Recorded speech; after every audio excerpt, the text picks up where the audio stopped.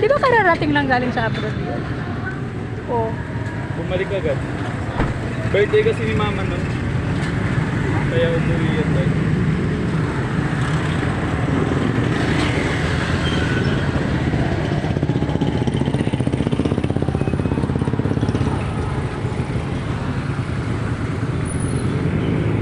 Walang magawa sa buhay.